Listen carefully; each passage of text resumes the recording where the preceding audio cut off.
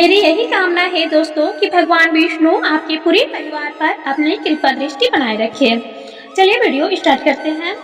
दोस्तों, बृहस्पति धन के देवता है, ज्ञान के देवता है, यानी इनकी पूजा करने से हमें सभी प्रकार की संपन्नता प्राप्त होती है। इनकी पूजा करने से आप धनवान होंगे, ज्ञानी होंगे। और दोस्तों, यदि किसी के विवाह में विलंब हो रहा है, चाहे वो लड़का है या लड़की है, तो बृहस्पतिवार का व्रत आपके लिए बेहद लाभप्रद होगा। दोस्तों, यदि आप व्रत करते हैं तो बहुत अच्छी बात है, और यदि नहीं करते हैं तो दोस्तों मेरी बात को मानिए, पूरी विश्वास के साथ बृहस्पतिवार का व्रत रख के पूजा करके दोस्तों धन संपन्नता के लिए दोस्तों ये व्रत बहुत ही उत्तम होता है। तो आप अवश्य करिए, क्योंकि दोस्तों जहाँ पर भगवान विष्णु की पूजा होती है वहाँ माँ लक्ष्मी स्वयं खींची चली आती है। तो यदि आपको धन संबंधी समस्याएं है, बहुत ज्यादा कर्ज हो गया है, तो आप गुरुदेव बृहस्पतिवार का व्रत कीजिए और विधि पूर्वक केले के पेड़ का पूजन करिए। दोस्तों, आपके संपन्नता में देखिए कैसे बरकत और वृद्धि होती है। इसका दोस्तों मुख्य कारण ये है कि भगवान विष्णु जिस पर प्रसन्न हो जाते हैं वहां माँ लक्ष्मी को आना ही आना है। चलिए अब पहला नियम जान लेते हैं। दोस्तों, बहुत लोग संशय में रहते हैं कि जो चने की दाल भगवान को चढ़ाते हैं उसे धोकर चढ़ाए या बिना धोए। तो दोस्तों, आपको कोई भी भोग प्रसाद चढ़ाने से पहले शुद्धता और सफाई का विशेष ध्यान रखना चाहिए। तो जो भी चने की दाल आप प्रसाद चढ़ाते हैं, गुड़ को तो नहीं धो सकते। चने की दाल के साथ जो गुड़ रखते हैं आप वो नहीं धो सकते, क्योंकि दोस्तों वो शुद्ध होता है और साफ माना जाता है। और चने की दाल जो है वो कई तरह की मशीनों में कूट करके अलग अलग हाथों से बोरियों में पैक होता है, तो इन्हें धुलना अवश्य चाहिए। और यदि दोस्तों आपको लगता है कि चने की दाल को बिना धोए चढ़ा सकते हैं, तो दोस्तों ये सही नहीं है। आप उसको अच्छी तरह से कटोरी में रखकर साफ कर लीजिए। और यदि आपको लगता है कि आपका गुड़ भी गंदे हाथों के संपर्क में रहा है, तो उसे भी साफ कर लीजिए, यानी थोड़ा सा पानी लगाकर धो लीजिए। दोस्तों, अगला नियम जान लीजिए। कोई भी व्रत आप शुरू करें तो भगवान बृहस्पतिवार का हो या शुक्रवार का व्रत हो, मंगलवार का व्रत हो या सोमवार का व्रत हो, आपको शुक्ल पक्ष के पहले वार से ही व्रत शुरू करना चाहिए। दोस्तों, आपको पुनः बता दूं कि जो भी आप व्रत स्टार्ट कर रहे हैं, शुरू कर रहे हैं, उसे सदैव ही शुक्ल पक्ष के पहले वार से आप उसको स्टार्ट करें, बहुत ही शुभ होता है। बहुत से लोग संशय में रहते हैं, कृष्ण पक्ष और शुक्ल पक्ष समझ नहीं पाते हैं। तो दोस्तों इसके लिए आप कैलेंडर की मदद ले सकते हैं। और यदि आपको कैलेंडर में शुक्ल पक्ष और कृष्ण पक्ष देखने नहीं आता तो आप हमें कमेंट करिएगा, बहुत आसान तरीके से मैं समझा दूंगी आप लोगों को। दोस्तों, फिर आप स्वयं से देखना सीख जाएंगे। यदि आप कहेंगे तो मैं इस टॉपिक पर एक सेपरेट वीडियो बना दूंगी। चलिए दोस्तों, अगला नियम है कि शाम को पूजा कर सकते हैं या नहीं। तो दोस्तों, जो भी व्रत कथा पढ़ा जाता है या केले की जड़ में जल दिया जाता है, प्रतिमा के सामने दीपक जलाकर भोग लगाया जाता है, दोस्तों जिस तरह से भी आप पूजा करते हैं वो सुबह के समय ही संपन्न होना चाहिए।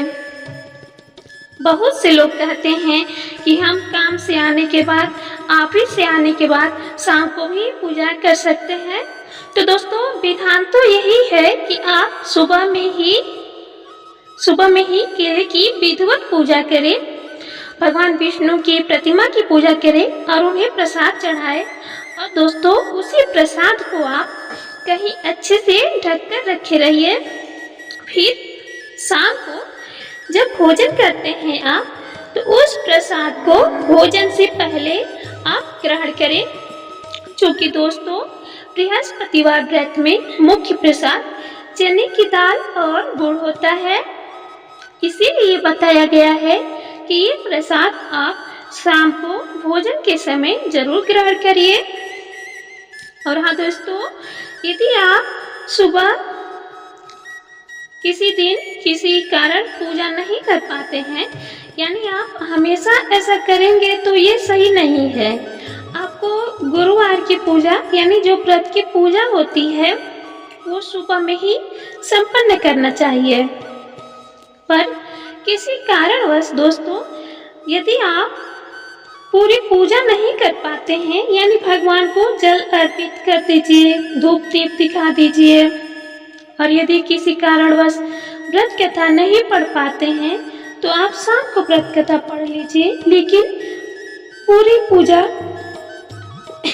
सॉरी दोस्तों, पूरी पूजा जो जल देना, केले के पेड़ के पास पूजा करना, ये सब तो आपको सुबह में ही करना उचित होगा। क्योंकि दोस्तों कोई भी व्रत हम अपनी कामना पूर्ति के लिए करते हैं, यानी निष्काम पूजा नहीं करते हैं। तो यदि किसी कामना के लिए अगर आप पूजा कर रहे हैं तो उसका यही नियम है दोस्तों कि वो पूजा विधिवत अच्छी तरह से संपन्न होनी चाहिए। और दोस्तों किसी एक दिन की बात दूसरी है, अगर प्रतिदिन आपको ऐसा लेट होता है आपको, तो दोस्तों आप सुबह जल्दी निकलना होता है और शाम को पूजा करना चाहते हैं तो ये उचित नहीं है। शाम को आप व्रत कथा पढ़ सकते हैं, किंतु सुबह की जो पूजा होती है उसे आप सुबह ही करिए। थोड़ा जल्दी जग जाइए दोस्तों, फिर आपको कोई दिक्कत नहीं होगा। अब अगला नियम जान लेते हैं दोस्तों, लेकिन इससे पहले एक प्रार्थना है, आप मेरे चैनल को सब्सक्राइब अवश्य करें। दोस्तों मैं अपने चैनल पर आपके लिए ऐसे ही उपयोगी जानकारियां लेकर आती रहती हूँ, इसलिए आपसे विनम्र निवेदन है कि मेरे चैनल को आप सब्सक्राइब अवश्य करें। अब दोस्तों गुरुवार की शाम की पूजा विधि जान लीजिए।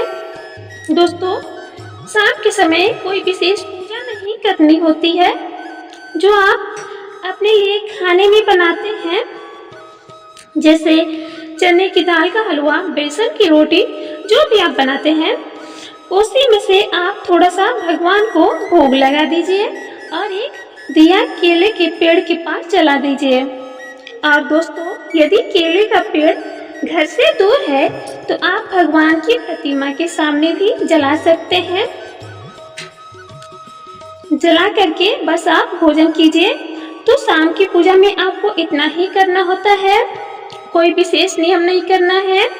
अब अगला नियम दोस्तों कि व्रत कथा कहाँ करें, केले के पेड़ के पास या घर में। दोस्तों ये संशय बहुत लोगों के मन में होता है, तो चलिए दोस्तों इस नियम को भी जान लेते हैं। दोस्तों यदि केले का पेड़ आपके छत पर है या घर के पास है, यानी जहां आप जा सकते हैं, तो आप केले के पेड़ के पास ही भगवान की प्रतिमा भी ले जाइए और वहीं पर पूजा कीजिए। तो दोस्तों ये बहुत ही उत्तम होगा।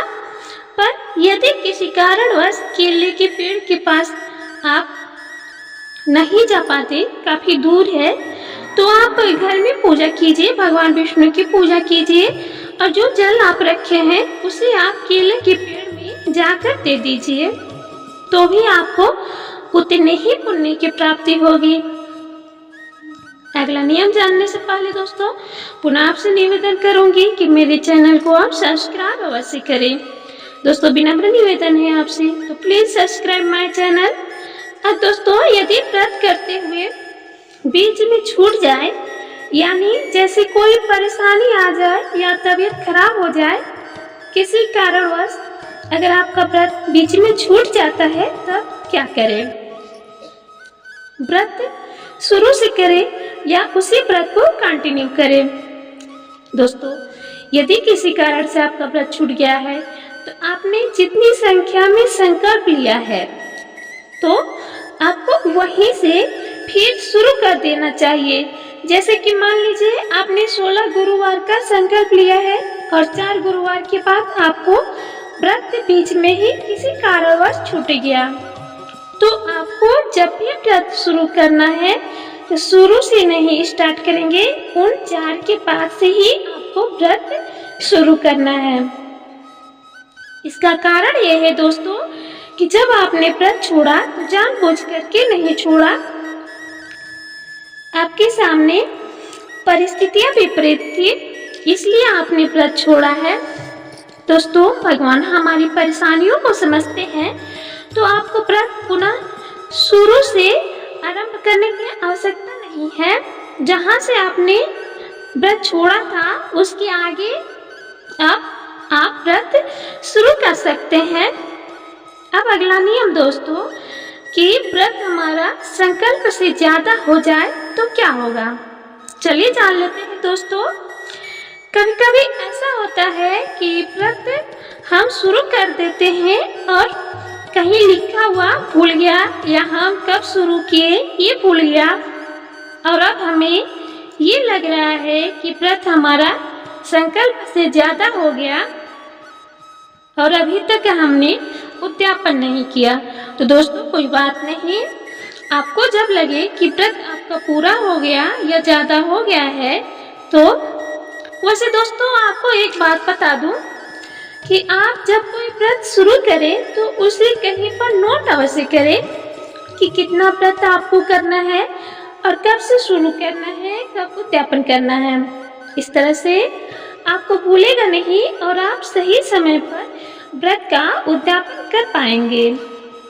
क्योंकि दोस्तों मैं आपको पहले भी बता चुकी हूँ कि कोई भी आप व्रत करते हैं तो किसी न किसी कामना के लिए करते हैं, और कामना व्रत जो पूजा होती है दोस्तों उसे काफी विधि विधान से पूर्ण किया जाता है।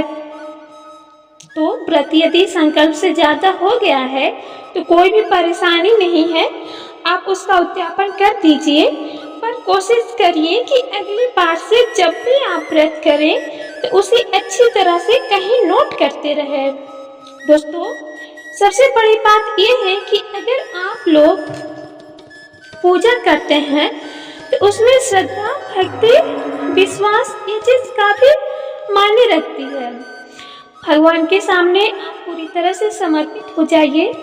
आपकी जो भी परेशानी है, जैसे धन संबंधी इच्छा है, कर्ज ज्यादा हो गया है, विवाह नहीं हो पा रहा, या कोई भी आपकी परेशानी है, तो पूजा करने के बाद आप भगवान से कहें अवश्य। दोस्तों अपनी परेशानी आपको भगवान से अवश्य कहना है, जरूर कहिए आप अपनी परेशानी को दोस्तों। विश्वास मानिए दोस्तों, श्रद्धा और विश्वास का फल भगवान अवश्य देते हैं। दोस्तों उम्मीद करती हूँ मेरी जानकारी आपको बेहद पसंद आई होगी। फिर मिलेंगे आपसे इसी तरह की उपयोगी जानकारियों के साथ नेक्स्ट वीडियो में। यदि अभी तक आपने मेरे चैनल को सब्सक्राइब नहीं किया है तो प्लीज तुरंत सब्सक्राइब कर लीजिए। भगवान विष्णु आपको ऐसे ही सदैव प्रसन्न रखे।